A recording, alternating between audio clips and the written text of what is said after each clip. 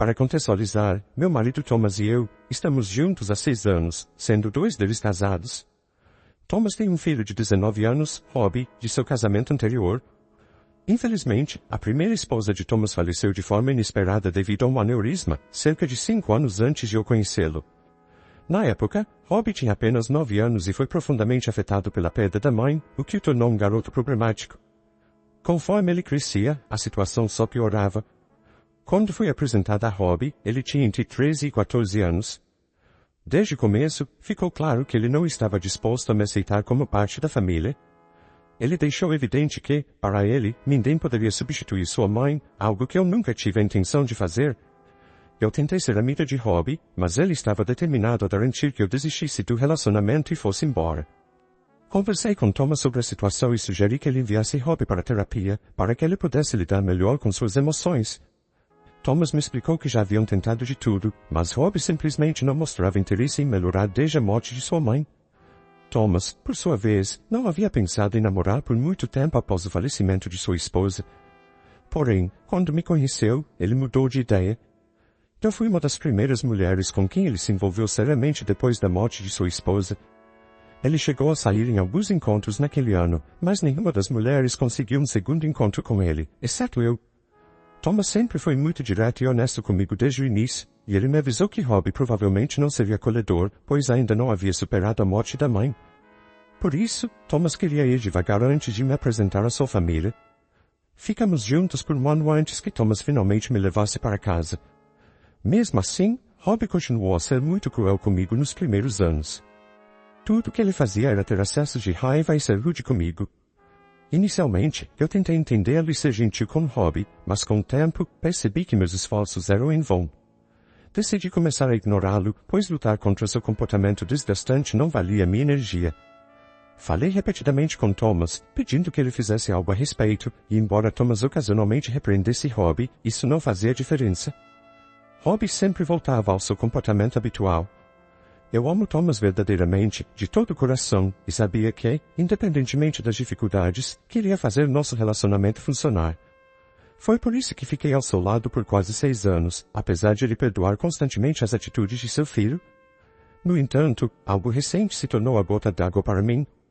Há 3 anos, quando Thomas me pediu em casamento e eu disse sim, ele também decidiu começar um novo negócio. Infelizmente, o negócio não deu certo e, nos últimos 2 anos, ele tem lutado para fazê-lo funcionar, mas as coisas não estão indo bem financeiramente. Deixei Thomas tentar a sorte com seu negócio por quase 3 anos, pois sabia que era seu projeto de paixão.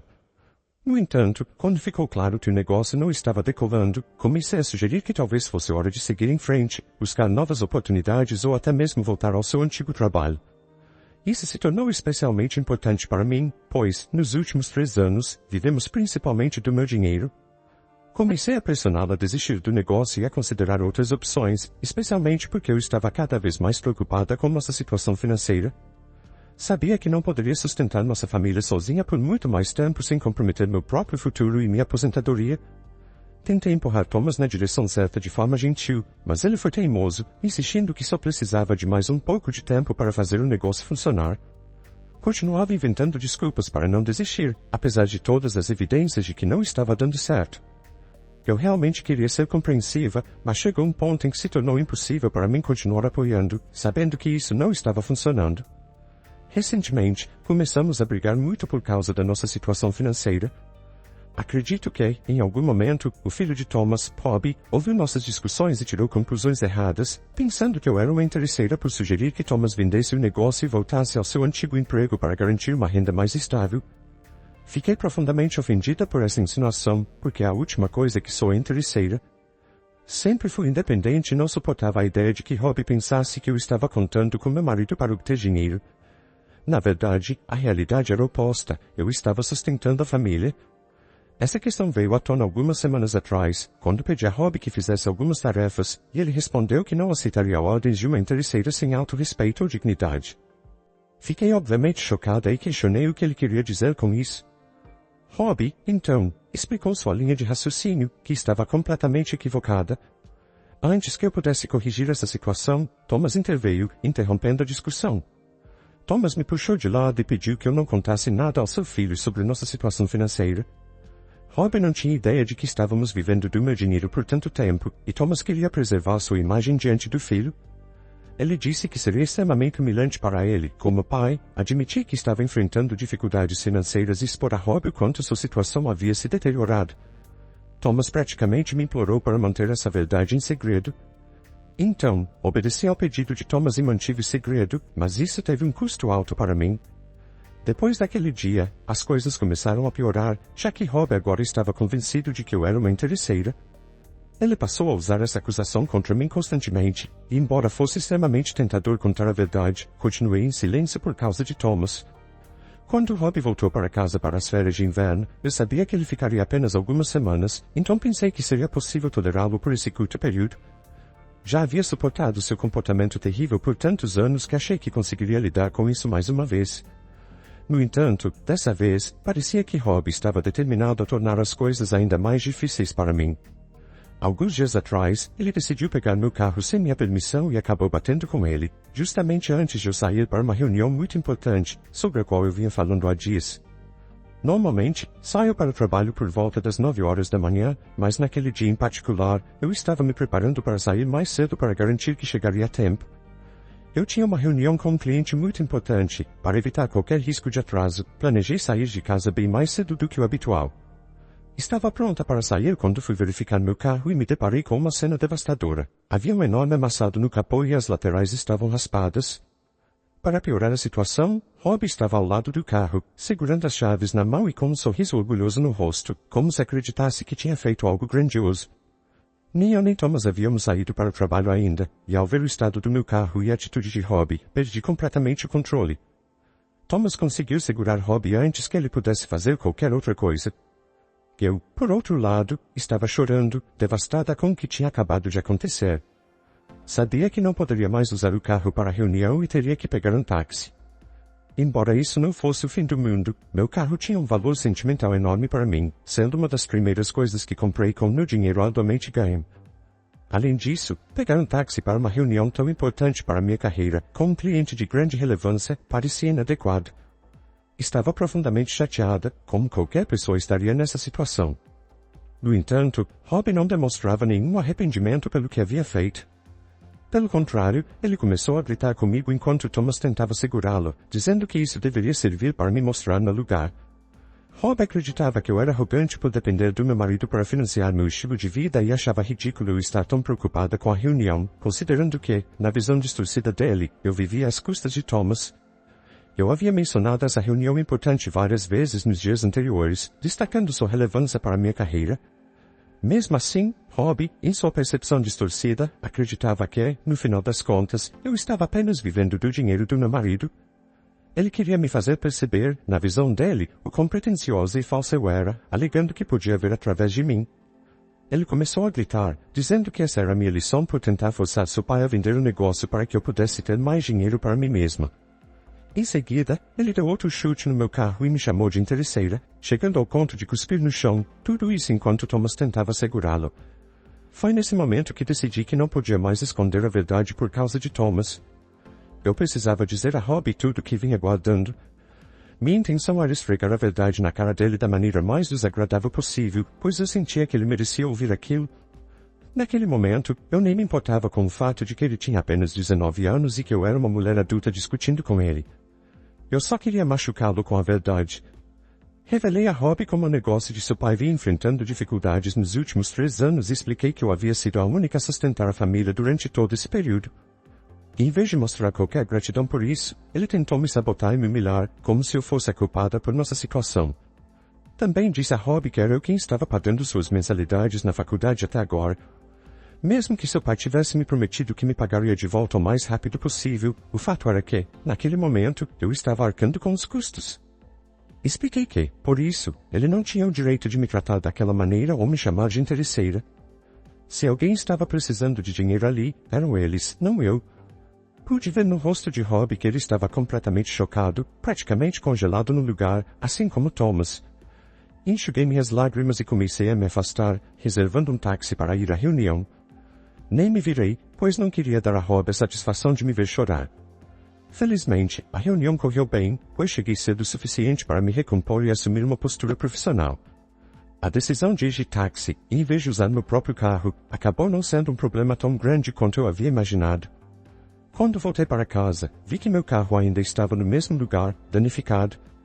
Liguei para uma amiga que possui uma oficina mecânica e pedi que ela cuidasse do conserto. Mas, ao ver meu carro naquela condição, meu coração se partiu mais uma vez. Decidi não entrar em casa. Peguei outro táxi e fui diretamente para um hotel próximo, e desde então, não voltei para casa.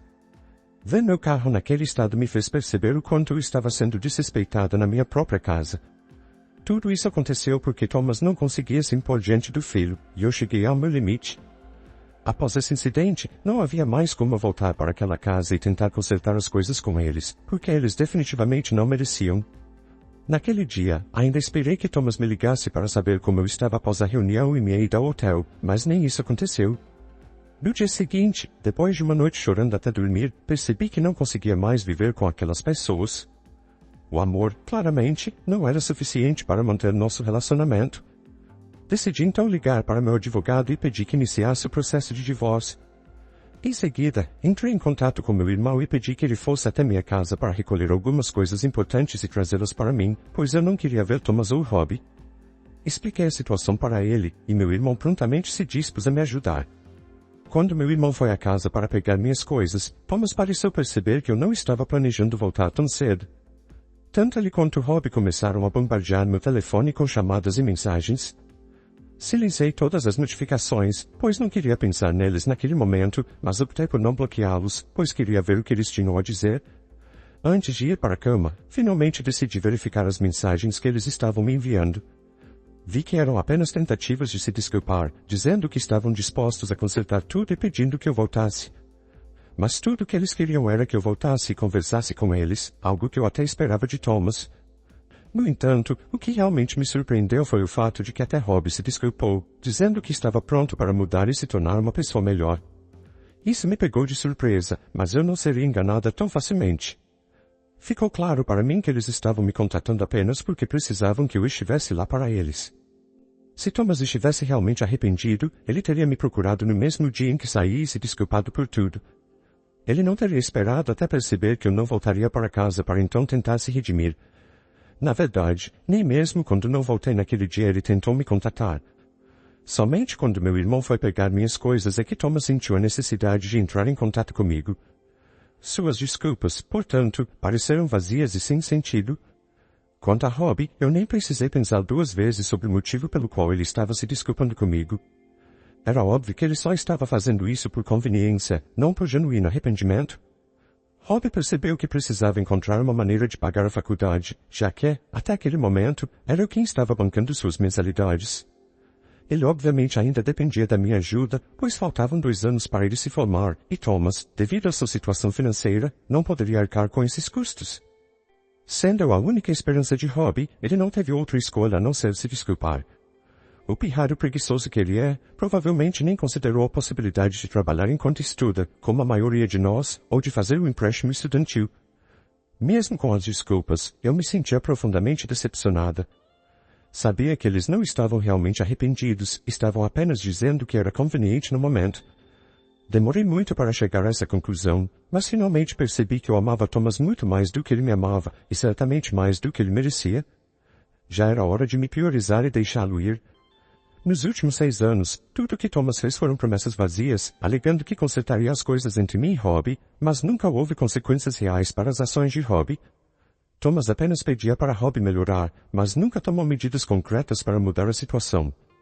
Foi por isso que Robbie teve a audácia de fazer algo tão grave como danificar meu carro, esperando sair impune, como sempre havia feito. Conversei com meu advogado sobre o divórcio e também mencionei que queria entrar com uma ação judicial contra Thomas e Robbie, pois desejava que eles pagassem pelos danos que me causaram. Depois de ler as mensagens e perceber o quão falsas eram suas desculpas, tomei a decisão de responder a Thomas. Escrevi para ele, deixando claro que prosseguiria com o divórcio e que não havia nada que ele pudesse fazer para mudar minha decisão. Eu já havia esperado o suficiente para que eles mostrassem alguma mudança, mas, como isso não iria acontecer, decidi que não permitiria mais ser desrespeitada repetidamente. Na manhã seguinte, acordei com mais de 100 mensagens de Thomas, implorando para que eu não fosse embora e dizendo que estava disposto a fazer o que fosse necessário para me fazer ficar. Ele também tentou me ligar várias vezes durante a noite, mas como eu estava dormindo e havia silenciado as notificações, não sabia de nada disso até então. À medida que lia as mensagens, comecei a me sentir incomodada, pois Thomas estava agindo como se estivesse genuinamente pronto para fazer o que fosse preciso. No entanto, eu sabia que ele estava apenas dizendo essas coisas por dizer, já que ele havia prometido mudanças muitas vezes antes e nunca cumpriu. Eu já tinha caído nessa antes, mas dessa vez decidi fazer diferente. Resolvi dar um ultimato a Thomas. Disse a ele que, se estivesse realmente disposto a fazer as coisas funcionarem nos meus termos, talvez eu considerasse voltar. No fundo, eu não tinha a menor intenção de voltar, pois já havia tomado minha decisão após muito sofrimento e não pretendia voltar atrás na minha palavra. No entanto, queria ver o que ele teria a dizer sobre isso. Então, enviei uma mensagem a Thomas, dizendo que estaria disposta a considerar o aconselhamento de casal e a permanecer com ele, mas apenas se ele prometesse nunca mais falar com seu filho e cortasse Robbie completamente de sua vida. Deixei claro que essa era a única solução que eu via para salvar nosso casamento. Se ele estivesse disposto a fazer isso, poderíamos conversar, mas caso contrário, eu prosseguiria com o divórcio. Esse foi o meu ultimato. Algumas horas depois, Thomas me respondeu, dizendo que não sabia o que fazer. Ele explicou que Robbie era tudo o que ele tinha, mas que também me amava e não queria desistir do nosso casamento. Thomas disse que eu havia colocado em uma situação muito difícil e que precisava de tempo para pensar. Ele estava claramente implorando para que eu não seguisse adiante com o divórcio, mas eu respondi que o simples fato de ele estar considerando essa escolha significava que nem eu nem Robbie éramos tão importantes para ele. Dado que ele não conseguia ser leal a nenhum de nós, decidi que seria melhor me retirar da equação completamente e facilitar as coisas para ele. Acho que, nesse momento, Thomas percebeu que eu realmente não tinha intenção de voltar. Ele começou a me acusar de tentar manipular sua mente, insinuando que eu estava jogando com ele. O tom que ele usou realmente me irritou, então tomei uma decisão impulsiva. Tirei capturas de tela da nossa conversa e as enviei para Robbie. Em seguida, desliguei meu telefone, pois não queria mais interagir com nenhum dos dois depois disso. Já se passaram 2 dias desde então, e Thomas tem tentado de todas as maneiras possíveis entrar em contato comigo. Depois que enviei as capturas de tela para Robbie, ele saiu de casa, sentindo-se insultado pelo fato de que seu pai estava até mesmo considerando romper os laços com ele para salvar nosso casamento. Thomas, por sua vez, sentiu-se traído por nós dois e começou a me culpar por toda a situação, dizendo que eu sou a única responsável pelo que está acontecendo. Thomas me xingou e me culpou, mas, sinceramente, isso não me incomoda. Durante 6 anos, ele fortaleceu o comportamento do seu filho e permitiu que eu fosse desrespeitada repetidamente. Para mim, essa pequena vingança é insignificante em comparação com tudo o que passei ao longo desses anos. Thomas continua afirmando que fez o seu melhor para encontrar um equilíbrio entre mim e Robbie, e que sempre tentou manter ambos felizes. Mas isso simplesmente não é verdade. Eu nunca fui realmente feliz nesse relacionamento. De qualquer maneira, não me sinto particularmente mal pelo que fiz, mas meu irmão acha que eu deveria ter deixado para lá, em vez de tentar criar uma rixa entre Thomas e Robbie. Ele me disse que, no fim das contas, não valeu a pena e que a vingança não é algo que ele geralmente incentiva. Isso reflete muito o caráter dele, mas admito que estou confusa sobre se deveria ou não me sentir arrependida por tudo isso. No momento, estou emocionalmente volátil e sinto a necessidade de validação em relação à minha decisão. Então, me pergunto, fui a culpada por criar um drama propositalmente entre meu futuro ex-marido e seu filho, que sempre me odiou? Eu fiquei com Thomas porque eu amava, e quando você ama alguém, acaba permitindo certas coisas.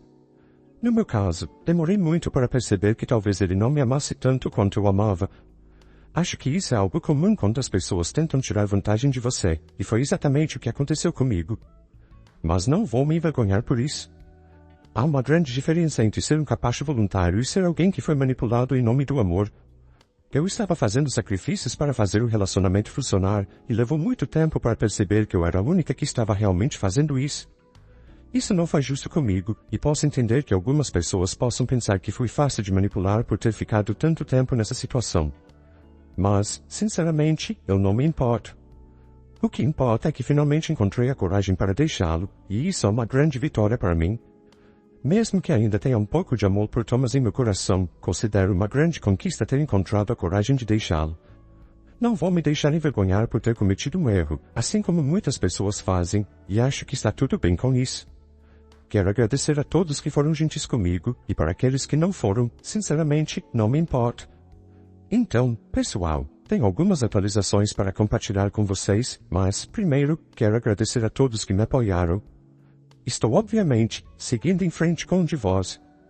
Ontem, Thomas foi oficialmente notificado com os papéis. Não acredito que ele vai contestar, mas vejo a possibilidade de resolvermos as coisas de forma amigável, pois exigi uma compensação significativa no acordo, já que ele viveu às custas do meu dinheiro nos últimos 3 anos.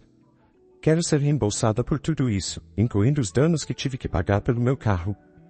Dadas as condições financeiras atuais dele, não acho que ele estará disposto a me pagar tudo de imediato. No entanto, não me preocupo com isso agora, sempre podemos transformar essa dívida em um plano de pagamento a longo prazo. Tudo será resolvido durante nossas sessões de mediação, caso ele tente impor seus próprios termos. Algumas pessoas expressaram preocupação de que meu irmão e eu tivéssemos brigado por causa do meu comportamento, mas posso garantir que não foi nada tão sério. Meu irmão é uma pessoa que não gosta de confrontos e apenas me disse que não achava uma boa ideia continuar interagindo com Thomas e buscar vingança. Não foi algo dramático, e peço desculpas se dei essa impressão.